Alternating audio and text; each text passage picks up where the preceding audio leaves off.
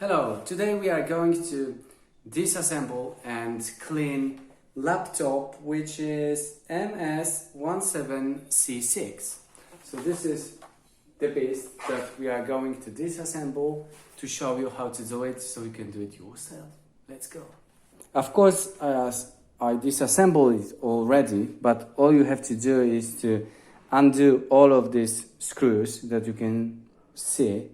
I don't have any stickers that are masking the screws, but maybe when you bought it, maybe you had some extra sticker on your back, so you need to be careful to undo them all.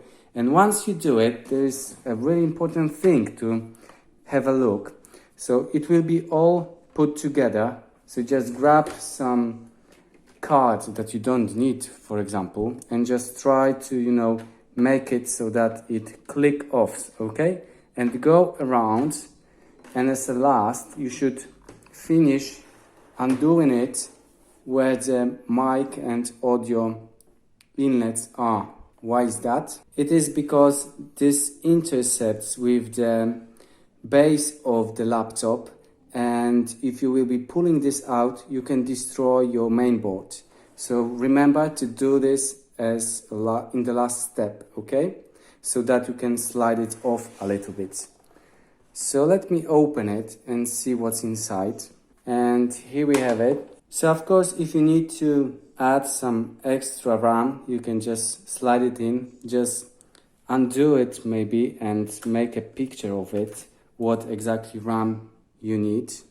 So maybe I will add another 8 GB of RAM. But for now, it can stay as it is. So we just put it back, click. You can, of course, replace your memory because there is M2 disk of 240 gigabytes. So you might want to get some bigger one.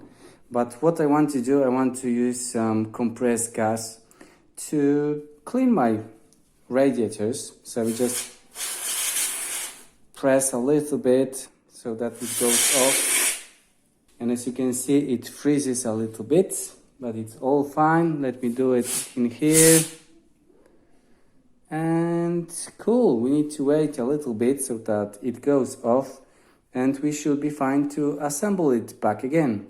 Okay, so now I'm going to assemble it back. So let me put it on, and I will start from this side. So I'm sure that that sits flush. So let me just pull it in or push it in. And now we can go around and just keep pushing it so that it's clicking to its position. Okay. And keep doing it all around. And this is fine. So now we can just put all screws in.